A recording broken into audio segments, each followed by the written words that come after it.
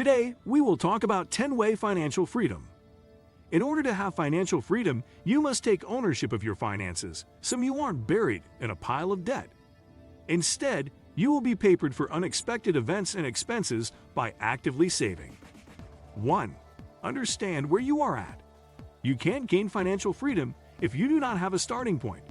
Begin by taking a look at how much debt you have and how much you don't have in savings. This need can be a depressing reality, but this is an important step toward getting yourself out of debt. Make a list of all your debts you may have, from mortgage to money you may have borrowed from family and all your debits in between. Now add up the numbers to see how much debt you have. If it's a huge number, don't panic. With hard work and preservation and these steps, you will be able to work your way out. Next, take a look at all the money you have saved up. Make a list of all your savings, from your savings accounts to company retirement matching programs. Also add in all income you bring in. Now, as we work through the next few financial freedom steps, keep these sums in mind. 2. View money positively. You may be a little discouraged right now, but remember that money is a good thing, even if it seems to be a burden right now. You deserve to achieve financial freedom. Money is a necessity like food. It allows you to buy the things you need and live the life you want. In order to experience financial freedom, you will have to look at money as a tool which will help you achieve your goals and live a life you can enjoy. This is because by viewing money in a negative light, you'll subconsciously sabotage the chances you have of making it and, more importantly, being able to keep it. 3. Write down your goals. Why do you need money? What are your goals? Achieving financial freedom is more attainable when it is tied to an emotional goal. You probably won't accomplish the goals you wrote down in a month. However, a year is a long enough time period to see the progress you're making towards your goals. Also, understanding exactly what you want to achieve makes obtaining financial freedom a million times easier. Ensure that your goal is tied to a specific number, which you would like to hit. Believe it or not, you'll start achieving your goals without even knowing it. 4. Track your spending. An important step toward financial freedom is tracking your spending.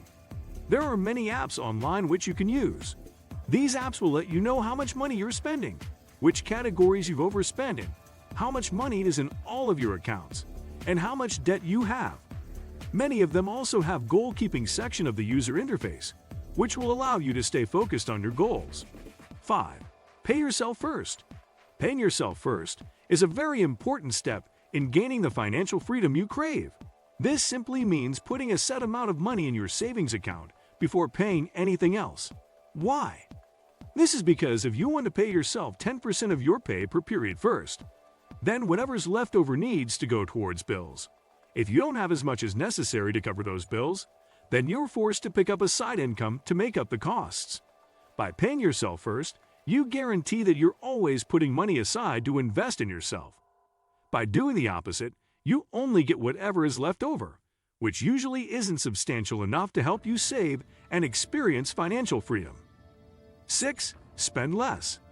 Buying less stuff can actually help increase your wealth. By spending less, two things work in your favor. 1. You'll have more money to put aside for your financial freedom. 2. You'll learn that you actually need a lot less stuff to survive, which also helps you put aside more money. And this goes into our next point. 7. Buy experiences, not things. Are the things you buy making you happier over the long term? Does the debt you have from buying a bunch of stuff make your life easier? Life's short.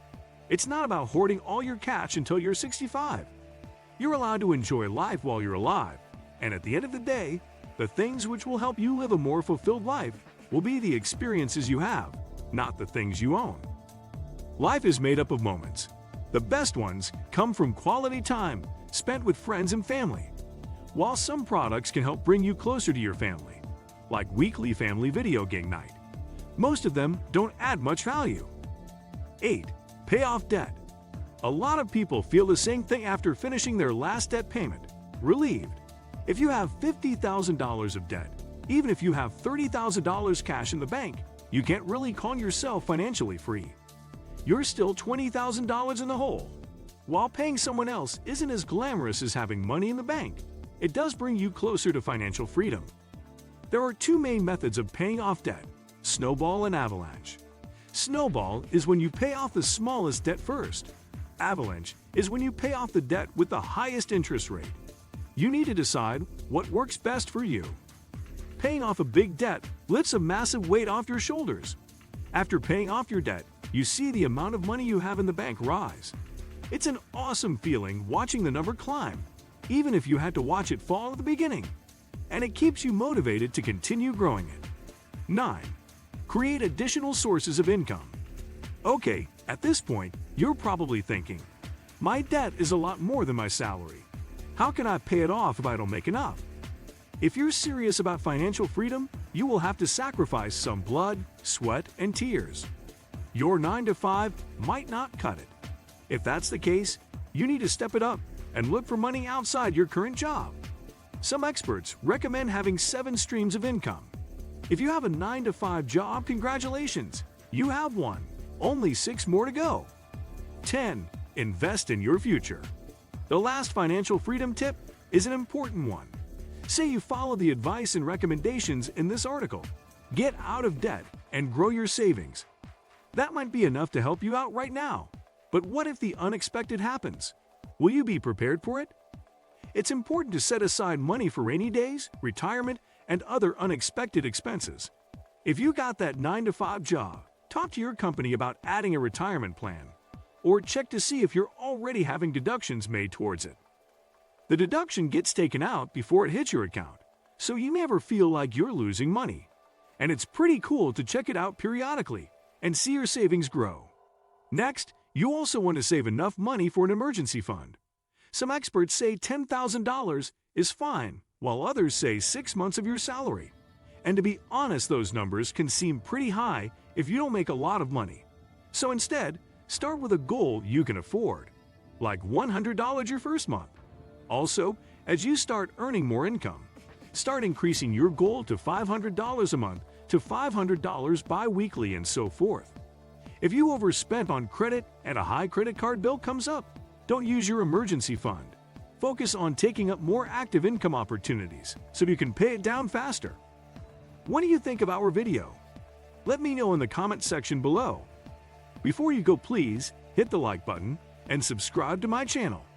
Thanks for watching.